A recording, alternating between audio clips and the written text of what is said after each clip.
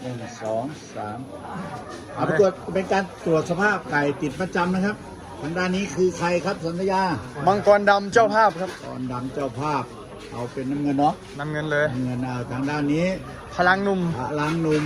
คู่มาเยือน เป็นสกอตแดงเนาะ ไก่คู่นี้แข่งขันกันจะยกสัญญา 5 ยก 5 ยกเอาดูเดือด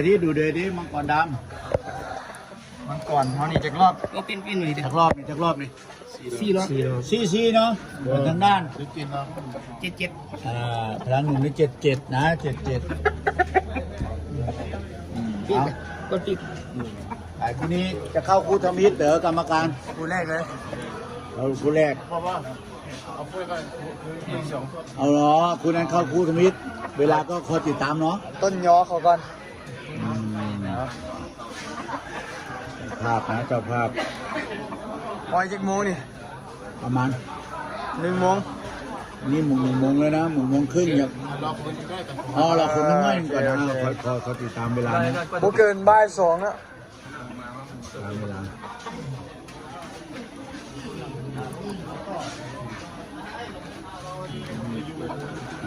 เด็กคนนี้จึงมาปั๊ม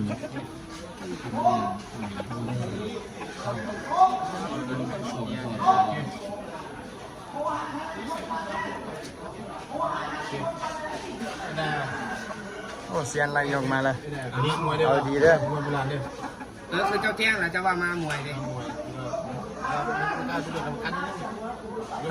คือจะว่ามันจะว่าหนึ่งมันจะว่าเป็นม้ามวยเลยม้ามันนี่จะว่าเป็นการที่ว่าโบเมียนนะ มามวยแล้วเด้อ เพราะว่าไอ้ที่การตีหลังเอาก็ได้ออกคือกัน แบบไหนเนี่ย เพราะว่ามือมันตีเป็นม้ามวย เพื่อ ว่ากันตรงๆก่อน เอาแบบไหนอ่ะอันนี้ม้ามวยต้องเป็นแบบไหนต้องเป็นแบบไหน ม้ามวยจะว่าเป็นการคอธรรมดาอยู่ได้กันถ้าการตีเขา อ๋อถ้าเทินเข้าปีกพอได้ การเดินคอธรรมดาการตีคือกัน คือลักษณะเป็นก๋อยพอได้ เราไปก่อนนะ ห้ามกัด คือกัดมันก็ต้องมีบ้างแต่ว่าถึง การมันจะมีกันในพม่ามัน อ่า อยู่แล้ว มันลูกผสมมันก็มีกัดแต่ว่าลักษณะว่าเป็นก๋อยควบเอานี่ก็ได้ ตักบอลมาเส้นจ้าเนาะ คันปากบอลมันฮีดเอาแม่นมือหน้าเอ็ดวันก็บอกว่ากันถ้าว่าบุคคลไก่แล้วให้ออกก่อน5 ทีถ้าไก่5 ทีปลาเลยคือกัน ว้าวกันก่อนเลยมันรู้เลย มาตรฐานเขาก็ปลาเลยคือกันไม่อย่างถ้าเขาเอาบุมาเขาออกก่อน5 นาทีอยู่แล้ว ไอเรื่องไก่ลูกผสมมันก็มีบ้างกัดนิดๆหน่อยๆแต่ว่าถ้าทางนี้บอกว่าถ้ามาเทินปากบอลมาสั้นซะไม่ได้เนาะ แน่แม่ แต่ว่า ย่องเอาแล้วเราเลือกดี คือเราบอกว่าถ้าว่าบุมากแล้วให้ออกก่อน5 นาที เป็นกล้วยที่ว่า ถ้าไก่5 ทีเอาไปปลาเลยคือกันบุเป็นอย่าง สรุปแล้วถ้าก็ดูที่เวลาด้วยประกอบเนาะว่า5 นาที 5 ที โอเคเอาตามนั้น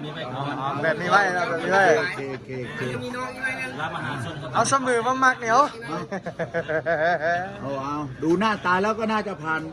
99.99 และจุด99 เพราะว่าบางเทื่อมันก็มีล่อขึ้นกันนะแต่ไหน เพราะมันมียังไงก็เขาเพียงแต่ว่า